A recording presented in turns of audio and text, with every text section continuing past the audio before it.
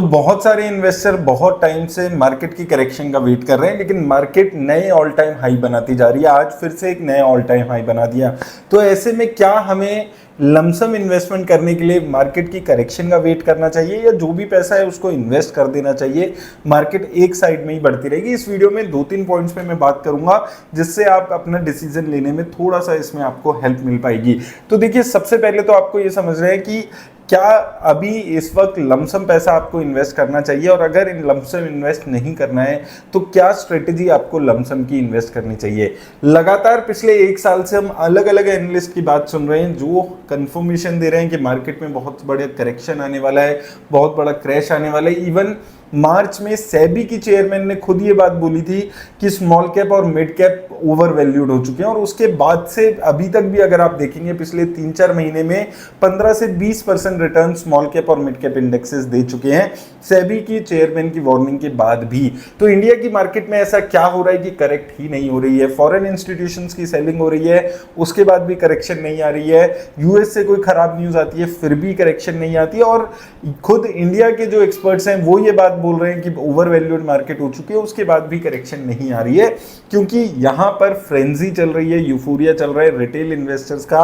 Mutual funds में बहुत ज्यादा पैसे जा रहे हैं, उसके साथ साथ रिटेल इन्वेस्टर्स डायरेक्ट स्टॉक्स में बहुत पैसे इन्वेस्ट कर रहे हैं। जो बैंक्स के डिपॉजिट है वो लगातार कम हो रहे हैं। बैंकिंग सेक्टर में दिक्कतें आ रही हैं, क्योंकि वहां पर डिपॉजिट की ग्रोथ रुक गई है। वो सारा पैसा इंडिया में अब स्टॉक मार्केट में आने लगा है, जो आज से 20-30 साल पहले अमेरिका में हमें देखने को मिला था। तो ये मेजर रीजन है जहां पर इंडिया में करेक्शन नहीं आ रही है। तो क्या इस रीजन की वजह से आने वाले टाइम में भी करेक्शन नहीं आ सकती है? देखिए, 10-15% की करेक्शन हमेशा मार्केट में कभी भी आ सकती है, किसी भी सर्कमस्टांसेस में आ सकती है। लेकिन इंडिया की मार्केट अभी इस टाइप से प्लेस्ड है कि 30-40% का क्रैश अगर आप उम्मीद करके बैठ रहे हैं, तो वो क्रैश की अभी यहां पर कोई चांसेस नहीं दिख रहे हैं। हो सकता है जो रिटर्न्स हमें देखने को मिली है वो थोड़ी सी कम हो जाए, जैसे कि 1 महीने में आप देखेंगे 1-1.5% की रिटर्न्स आपको ओवरऑल इंडेक्सेस में देखने को मिली है। लेकिन ऐसा नहीं है कि रिटर्न्स कम हो जाएंगे तो इसका मतलब है कि क्रैश मार्केट में हो जाएगा। स्पेसिफिक स्टॉक्स में क्रैश देखने को मिल रहा है, 20-30-40% की करेक्शन आ चुकी है, लेकिन ओवरऑल इंडेक्स लेवल में अभी भी कंसिस्टेंटली यहां पर अच्छी मूवमेंट देखने को मिल रही है। ये थोड़ा हमने बात की, अगर मार्केट की बात करते हैं। अब बात आती है कि क्या ऐसी मार्केट में जब नया ऑल टाइम हाई रोज मार्केट बना रही है, कल बनाया, आज बनाया, क्या आपको अपने पैसे निकालने चाहिए? तो देखिए, सबसे पहली चीज है कि पैसा निकालना तो कभी भी आपको नहीं है। जो पैसा आपका लगा हुआ है वो हमेशा आपको उसको ग्रो करते रहना है। ऐसा नहीं करना है कि मार्केट ऑल टाइम हाई पे पहुंच गई है तो पैसा निकाल लेते हैं और जब नीचे जाएगी तो फिर से इन्वेस्ट कर देंगे, क्योंकि किसी को नहीं पता मार्केट कब नीचे गिरनी शुरू होगी।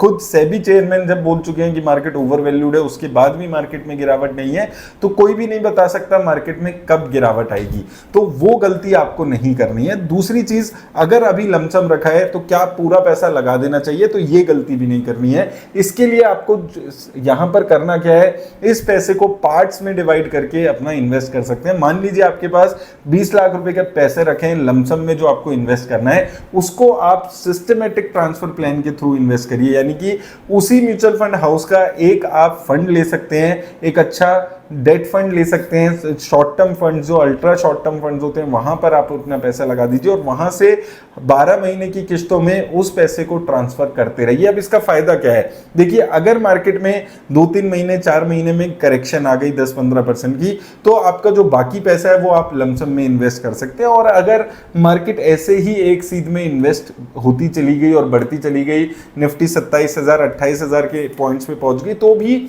आपका जो पैसा है वो ग्रेजुअली स्टॉक मार्केट में इन्वेस्ट हो जाएगा।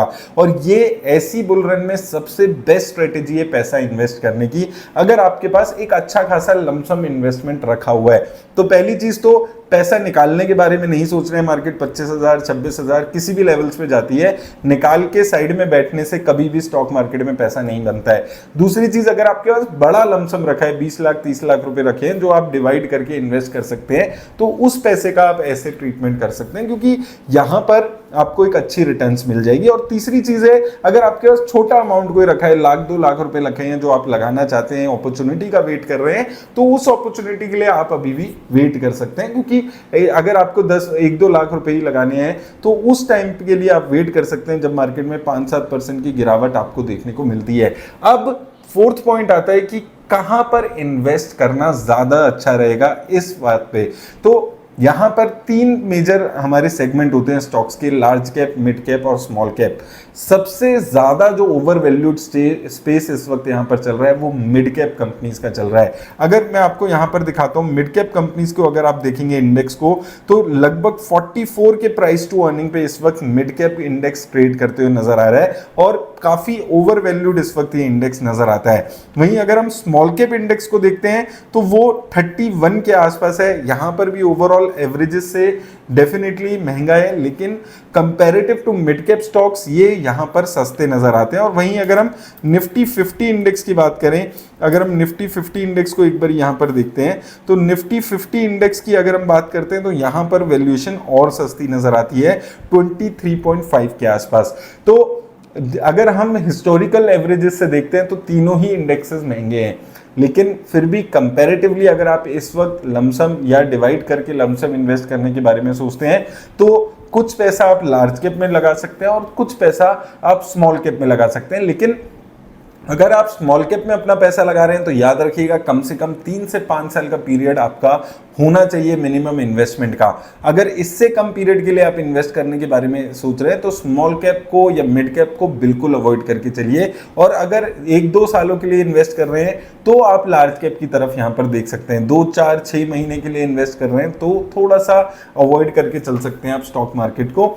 और साथ में एक चीज भी समझनी है कि मिड कैप को इस वक्त आप कंप्लीट अवॉइड करके चल सकते हैं। मिड कैप बहुत ज्यादा ओवर वैल्यूड स्टॉक्स है। उसका रीजन क्या है कि सिर्फ 150 स्टॉक्स यहां पर अवेलेबल होते हैं मिड कैप इंडेक्स की बात करें, और बहुत सारे म्यूचुअल फंड्स हैं जो मिड कैप कैटेगरी के म्यूचुअल फंड्स होते हैं जिनको 65% पैसा अपना मिड कैप इंडेक्स कंपनीज में लगाना ही होता है। और एज अ रिजल्ट लगातार ये स्टॉक्स ओवर वैल्यूड होते चले जा रहे हैं। तो पहली प्रेफरेंस लार्ज कैप में रखिएगा, दूसरी प्रेफरेंस स्मॉल कैप में रखिएगा, क्योंकि यहां पर अभी भी वैल्यूएशन उतनी महंगी नहीं हुई है जितनी मिड कैप में यहां पर महंगी वैल्यूएशंस दिखती हैं। और अगर आपकी एसआईपीज चल रही हैं तो उसको वैसे ही कंटिन्यू रखिएगा। अगर थोड़ा सा ज्यादा रिस्क लेने वाले इन्वेस्टर हैं तो अपनी एसआईपी बंद कराने के बारे में सोच रहे हैं। काफी लोग पूछते हैं मेरी क्या स्ट्रेटेजी यहां पर रहती है, तो मैंने थोड़ा पैसा अब अपना इकट्ठा करके चल रहा हूं, थोड़ा पैसा अपना लमसम में मैं इकट्ठा करके चल रहा हूं, क्योंकि मैं स्टॉक स्पेसिफिक अपॉर्चुनिटीज देखकर वहां पर इस वक्त इन्वेस्ट करने के बारे में सोच रहा हूं। क्योंकि अभी धीरे धीरे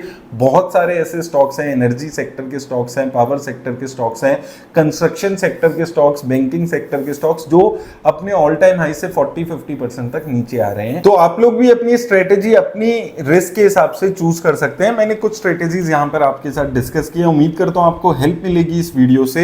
धन्यवाद।